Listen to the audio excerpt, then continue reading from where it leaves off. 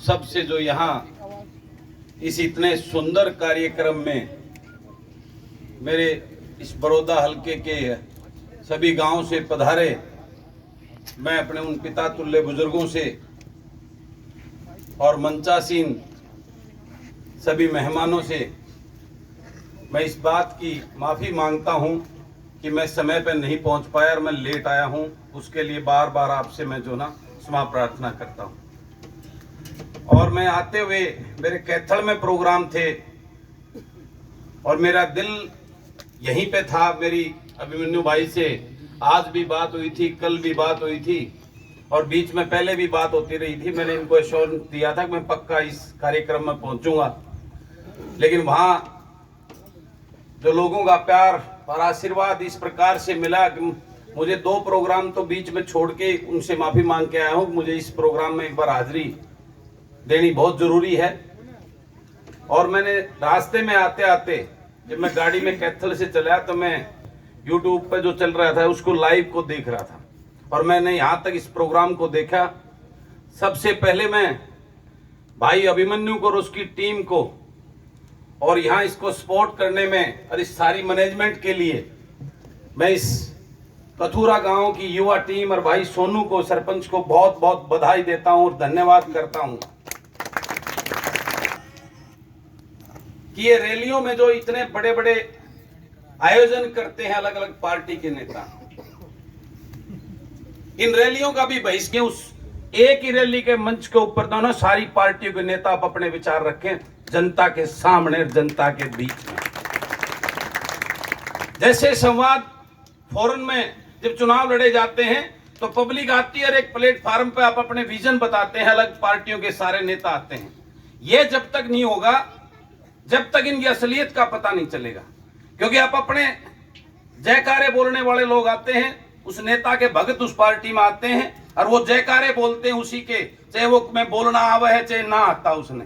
जब सारी पार्टियों में आस्था रखने वाले सभी आदमी, सभी लोग एक प्लेटफार्म पर इकट्ठे होंगे, सभी नेताओं की बात सुनेंगे, जब उनकी पोल पाटेगी किसमें कितना दम है। और इस आयोजन के लिए मैं पूरी टीम को बार बार मैं बहुत धन्यवाद करता हूं और एक नई सोच आज इस भाई अभिमन्यु की इनकी पूरी टीम ने जो इस बड़ौदा में दी है।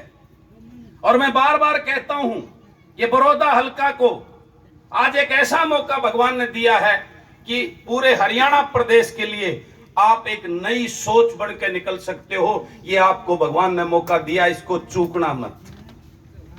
आज मेरे से पहले इस अध्यादेश पे सभी पार्टियों के, मेरे ख्याल भारतीय जनता पार्टी को छोड़ के सारे नेता आ चुके हैं जो मैंने पता कराया है, और सभी ने विस्तार से इन तीनों काले अध्यादेशों के बारे में आपको मोटे रूप से एक एक बात बता दी होगी। और भाई अभिमन्यु तो इसके ऊपर बहुत लंबी रिसर्च, मैं इनका पीछे भी जो इनके इंट्रोज आते थे मैं देखता था और मैं इनसे बड़ा प्रभावित था और मैं खुद इनसे मिलना भी चाह रहा था। ये संयोगवश इस कार्यक्रम के बदौलत ही इनसे मेरा मिलना हुआ। तो मैं आप सबको 2-4 बात ही अपनी जैसी उसमें बताना चाहता हूं। आपका कोई सवाल मेरे से हो तो पहले आप वो सवाल मेरे से कर सकते हैं।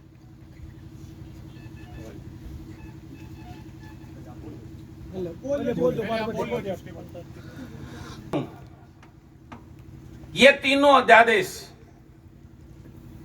जो किसान को और खेतिहर मजदूर को और इस कृषि से जुड़े हुए जो भी व्यापारी व्यवसायी हैं और आम उपभोक्ता जो इस देश का नागरिक है, सबके लिए ये काले अध्यादेश हैं। सबके लिए आने वाला उनका भविष्य और उनके बच्चों के लिए खतरे की बहुत बड़ी घंटी है। और जिस विधायक मैम भागम भाग में ये इन अध्यादेशों को इस भारतीय जनता पार्टी की सरकार ने कथूरा लोकसभा और राज्यसभा में पारित करने का काम किया है, और जिस प्रकार से राज्यसभा के अंदर कोई भी बिल जाता है उसकी वोटिंग से उसका निर्णय होता है। पहली बार ऐसा हुआ है कि राज्यसभा के अंदर मार्शल बुलाने पड़े और इसको बगैर वोटिंग के तालियां बजाकर जो ना इतने महत्वपूर्ण बिल को जो उन्होंने धक्के से पास करने का काम किया, ये सरासर लोकतंत्र की हत्या है। और जिस प्रकार से ऐसा पहली बार देखने को मिला, सरकार कहती है कि यह बिल किसान को, उसके भविष्य को उज्जवल करने के लिए, किसान को खुशहाल करने के लिए, और किसान वो अन्नदाता कर्मयोगी सड़कों पे बैठ के चिल्ला रहा है कि ये काले कानून है, मुझे बर्बाद कर देंगे, मेरे बच्चों का भविष्य बर्बाद कर देंगे। ये बड़े बड़े पूंजीपति, उद्योगपति मेरी इस जमीन पर, मेरी माँ के ऊपर, जिसको जमीन को किसान अपनी माँ समझता है, उसको कब्जा कर लेंगे। और वो सरकार के अंधे बहरे, जिनका रिमोट कंट्रोल उन कॉर्पोरेट हाउसेस अडानी, अंबानी, टाटा, बिड़ला के हाथ में है। ये कानून, ये तीनों अध्यादेश उन्होंने कॉर्पोरेट हाउसेस के लिए बनाए हैं, इस गरीब किसान और मजदूर के लिए नहीं बनाए हैं। इस बात को वो सुनने को तैयार नहीं है। लेकिन मैं आप सबके माध्यम से एक बात बताना चाहता हूं कि सबसे बड़ी ताकत वो जनता की ताकत होती है। वो चुनकर अगर कुर्सी देना भी जानती है तो कुर्सी से पकड़कर नीचे उतारना भी जानती है। यही बात जानने की जरूरत है आज आप सबको। मैं पिछले 1 साल से, मुझे 10 महीने हो गए हैं, सरकार बनते 2 महीने बाद मेरा टकराव शुरू हो गया था और मुझे कई तरह से डराया भी गया, मुझे लोभ भी दिए गए। लेकिन मैं एक किसान का बेटा हूं और जिस सोच के साथ इस राजनीति में आया था,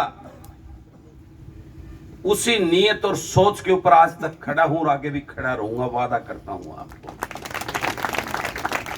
आपने देखा होगा जब ये तीनों अध्यादेश आए, हरियाणा प्रदेश का 1 दिन का विधानसभा सत्र घोषित किया गया